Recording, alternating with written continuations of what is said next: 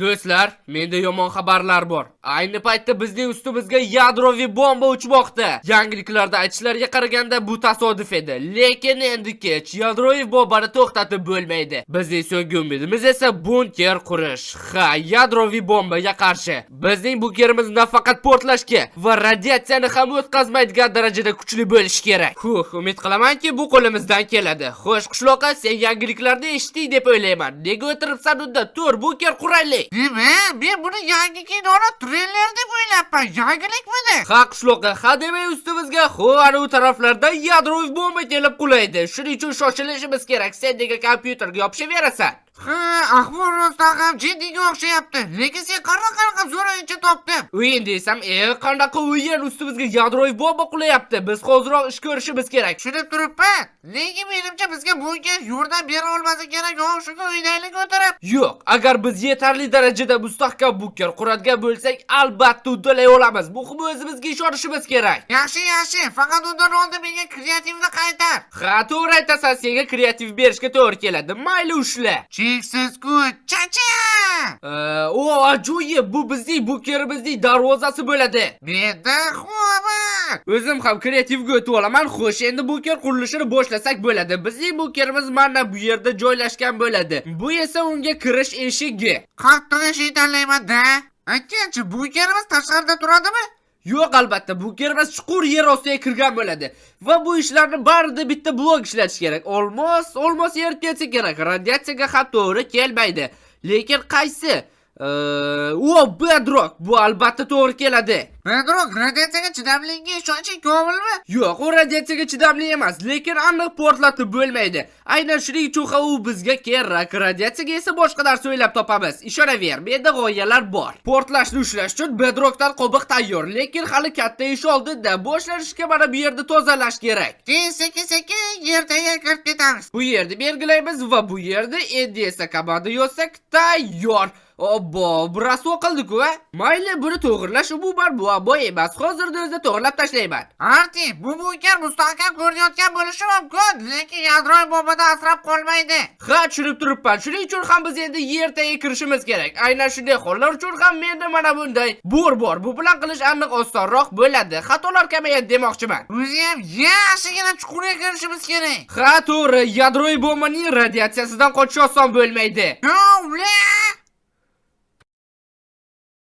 Menimcha yetarli darajada chuqurlikka tushdik. Sen esa bekorchi turmada mana bu zinapoyalarni qo'yibchi. Portlashga chidamlimi bular? Ko'rinishidan shunday. Har ehtimolga qarshi mana bu yerlarga bedrock qo'yish kerak. Ha, albatta, bu yaxshi g'oya. Mendan yomon g'oya chiqmaydi-yu.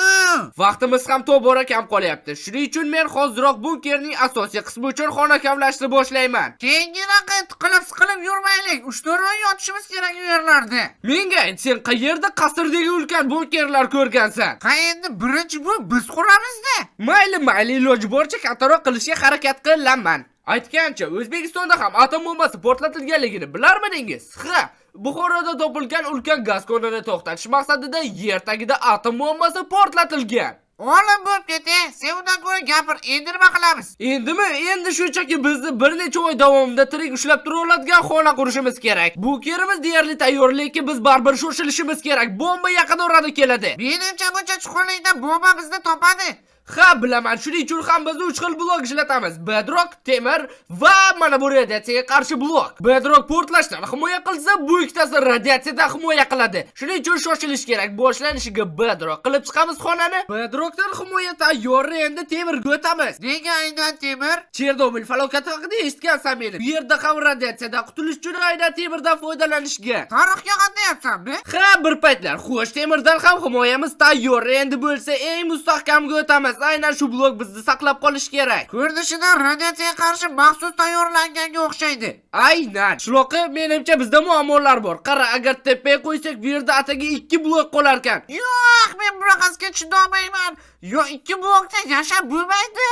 Lekin shunday qilsak xavfsizroq bo'ladi-da. Tupurdan xavfsizligiga o'lamiz yaxshisi. Bilasanmi nima Arti? Bizga yana eshik kerak. Ha, to'g'ri aytasan. Bu yerga yana bitta yordamchi eshiklar qo'yish kerak xavfsizlik uchun. Va mana ular tayyor. Qanday seningcha? Pek menga yoqdi. Va yana ular juda ham mustahkam, ayni muddo, faqat sekin ochilarkanda. Xo'sh, bu xonani menimcha ikkiga bo'lishimiz kerak. Birida oshxona yurish joyi bo'lsa, ikkinchisida biz yashaydigan joy bo'ladi. Tushunyapsanmi? Shuning uchun ikkiga bo'lish kerak. Mana shunday sizga xonani ikkiga bo'lamiz va tayyor bo'ldi. Faqat mana bu yerga bitta eshik, xonalar orasida bemalol yurish. Men sig'mayapman qani, rasul eshik yasaysan. Yaxshi, unda shunchaki eshikni almashtiramiz. Faqat eshikni mana bunday qilib qo'yamiz, tayyor. Xo'sh, endi biz yana juda muhim bir narsani hal qilishimiz kerak. Nimani? Havonida esingdan chiqdimi? Axir u bu yerda juda ham tez tugaydi. To'g'ri, bu yerda shunchaki derazani ochib qo'ya olmaysan. Shuning uchun ham ularga ko'rsat. Mana. To'ling, havo tozalagich 5000. U tashqaridagi havoni bizga tozalab beradi. Ha, va uni qayergadir o'rnatishimiz kerak. Hozir hal qilamiz-da shuni. Havo tozalagich 5000 ni qo'yish uchun mana bu yerdan yana bitta qo'shimcha xona kavlashimiz kerak. Hoziroq kavlab tashlayman. Tez ishlab, bomba uchib keladi hozir. Bo'ldi, qo'ysang ham bo'ladi. O, sig'di. Faqat sal yaqinroqqa. Tushunarli. Vop, qanday? Bo'ldi, shunday qoldi. Menimcha aynan kerakli joyga turdi. Mana bu yerdan havo kirib tursa, joyi bo'ldi joyda. Havo tozalagichni shunchaki bedrock bilan o'rasak ham yetadi. Chunki uni joni yo'q-ku, to'g'rimi? To'g'ri. Bu quvurlardan esa tozalagich 5000 havo tortadi. Ajoyib. Buni albatta bedrock bilan o'rash kerak. Portlab ketmasligi uchun tayyor. Vaqt ham juda kam qoldi, shoshilish kerak. Xo'sh, bu xonani biz menimcha oshxona qilamiz. Chunki shovqinda uxlamaymiz-ku, to'g'rimi? Nimaga? Shovqin bo'lgani bilan tuzda havo? Yo'q. Seni xurrak ochishing ham yetadi.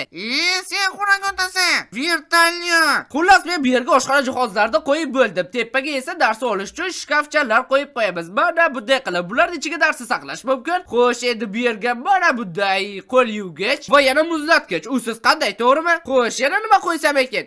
Mana bu yerda nima yopib qo'ysam, bu yerda ochiq turish kerak. Ha, yaxshi, unda chiqadi qutisini shu yerga qo'yaman. Bitta bunkerda ikkita chiqadi qutisiga nima bor? O'zing unaqa past ko'raverma. Mana bu yerga mikroto'lqinli pech, faqat sal uzoqroqqa suvdan ehtiyot bo'lish kerak. Mana bu yerga esa eshik qo'yish kerak, chunki bu bazamizning eng nozik joyi bo'lib qolyapti. Aytgancha, chiqindi qutisi ishlaydimi? Ha, ishlar ekan. Qara, muzlatgichni ham ovqat bilan to'ldirdim, yeb yotamiz. O, ajoyib. Bu yerni bezatish bilan bo'lib bizga bomba uchayotgani ham esimdan chiqib ketibdi.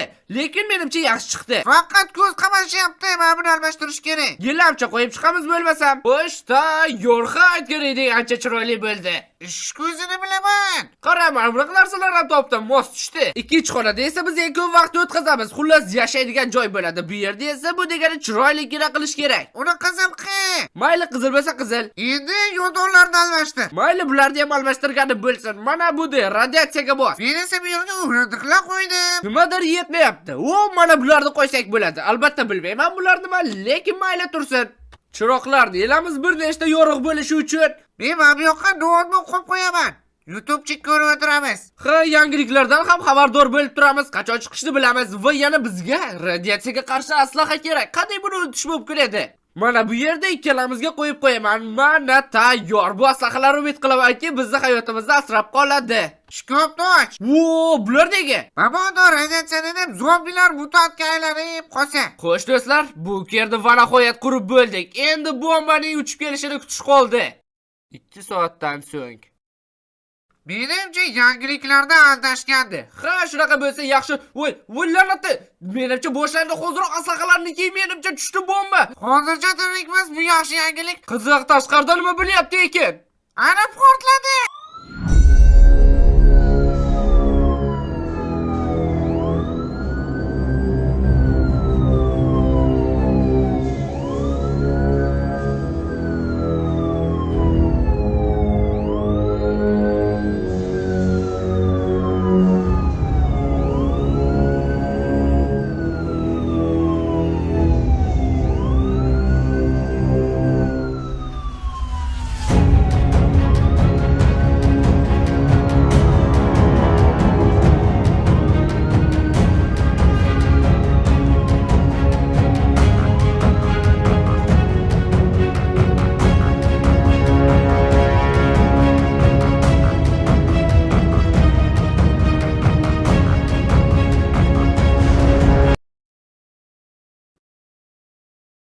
Siqilib ketdim men bu yerlarda qachon chiqib ko'ramiz ko'chani? Sen muhimi mana bu dorini o'zingga urishni unutma. O'lib ketasan bo'lmasam. Hattoki bu yerning ichida ham dorisiz yashab bo'lmayapti. Vau, bu nima? Oradan bir oy o'tdi, lekin ahvol shunday. Yangiliklarda tozalovchilar keladi deyishganda yaqin orada kelib qolib hammasini tozalashar. Mayli bu yerda yana chidab turamiz. Ha, to'g'ri. Aytgancha, nega haligacha hech kim obuna bo'lmadi? To'g'ri do'stlar, kanalga albatta obuna bo'lib qo'ying. Biz esa o'zimizning jonajon bu yerimizga ketdik.